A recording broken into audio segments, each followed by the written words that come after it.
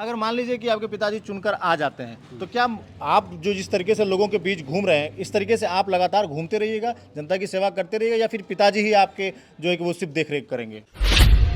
नगर की सरकार चुनने के लिए प्रत्याशियों के साथ अब आम नागरिकों में भी जो उत्साह है वो तेज हो गया है। चुनाव अंतिम चरण तक के रूप में पहुंचने वाला है और चुनाव प्रचार भी जो है वो कुछ दिनों में थम जाएगा।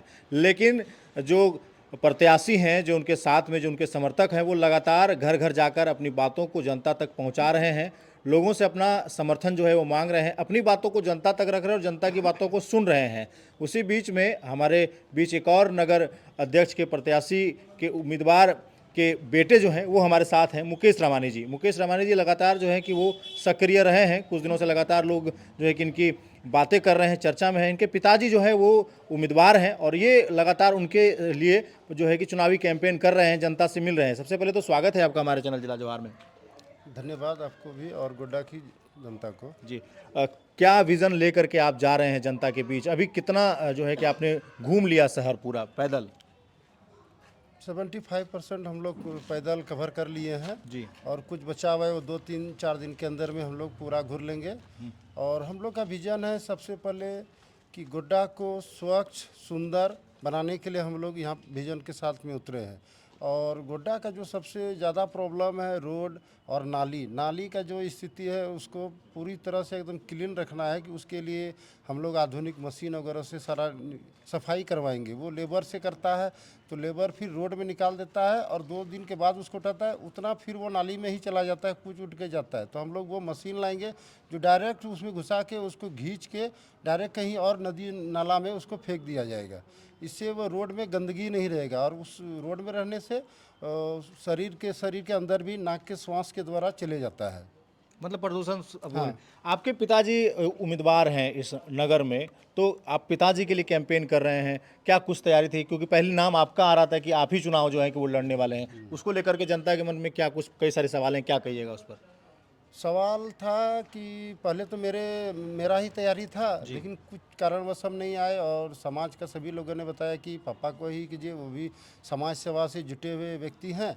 और उसी के लिए हम लोग फिर पापा के नाम को आगे बढ़ा के और हम लोग गोड्डा की जनता के सेवा के लिए हम लोग आए हैं। और जहां तक हो सके गोड्डा की जनता का सेवा हम लोग करेंगे। एक बार मौका दे गोड्डा की जनता। हमारा चुनाव चिन्ह है कारपेट छाप, 11 नंबर है, मोहर लगा के विजयी बनावे। अगर मान लीजिए कि आपके पिताजी चुनकर आ जाते हैं तो क्या आप जो जिस तरीके से लोगों के बीच घूम रहे हैं इस तरीके से आप लगातार घूमते रहिएगा, जनता की सेवा करते रहिएगा, या फिर पिताजी ही आपके जो है कि वो सिर्फ देख रेख करेंगे? नहीं, घूरना देख रेख करना मेरे ही जिम्मेवारी रहेगा। पापा का जो ऑफिस वर्क होगा उसके साथ हम क्षेत्र में हम ही ज़्यादा एक्टिव रहेंगे और पापा भी रहेंगे, दोनों एक्टिव रहेंगे। लेकिन अगर जनता को जब भी ज़रूरत पड़ेगा 11 बजे 12 बजे रात में भी, तो हम उसके साथ में खड़े हैं, हर दुख की परिस्थिति में भी खड़े रहेंगे। नॉमिनेशन में भी आपके साथ सैकड़ों युवा जो हैं कि वो शामिल थे, लोगों की भीड़ चली। आज भी जो आप चल रहे हैं, लोगों के बीच जो आप जा रहे हैं, तो युवाओं की टोली आपके बीच लगी, तो क्या लग रहा है शहर के युवा आपके साथ हैं? एकदम शहर का हर युवा मेरे साथ में है। युवा के साथ में बुद्धिजीवी वर्ग के लोग भी साथ में हैं और बुजुर्गों में भी एक अलग उत्साह है कि नया चेहरा आ रहा है, बेदाग छवि का आ रहा है, कभी राजनीति में आया नहीं है। और वो ऐसा कैंडिडेट आ रहा है जो जिसका सभी लोग उसको बोल रहे हैं कि नहीं, आप ही अच्छे कैंडिडेट हैं, आप आइए एक बार गोड्डा की जनता को सेवा कीजिए।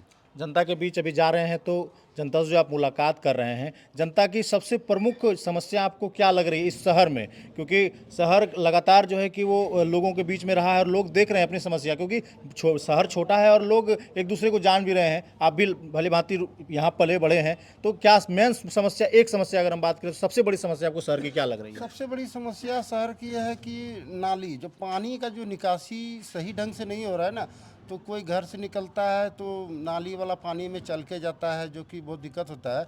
सबसे पहला नाली ही और साफ सफाई का ये मेन मुद्दा आपका रहेगा कि अभी जो वार्ड में जा रहा है आपको यही दिख रहा है सबसे ज़्यादा यही दिख रहा है कि साफ सफाई और नाली का व्यवस्था एकदम सही होना चाहिए। रोड तो ठीक है, टूटा फूटा है तो आदमी चल रहा है, लेकिन नाली जो रोड में ही वो पानी बहता है, गंदा रहता है, पचपचा के रहता है, मच्छर बीमारी फैलने का डर रहता है, वो साफ़ सफाई मेरी सबसे पहले प्राथमिकता रहेगी। जी, बहुत बहुत धन्यवाद है।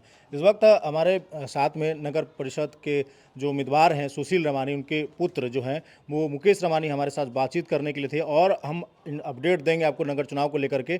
चुनावी जो प्रचार प्रसार है वो अब कुछ ही दिनों में थम जाएगा, लेकिन फिर भी जो प्रत्याशी हैं वो पैदल यात्रा कर लोगों के बीच जा रहे हैं और अपनी बातों को रख रहे हैं, जनता की बातों को सुन रहे हैं। आप भी अपनी राय प्रतिक्रिया कमेंट में हमें ज़रूर दीजिएगा। बाकी ऐसे तमाम खबरों के लिए बने रहिए हमारे साथ। देखते रहिए जिला जवार। धन्यवाद।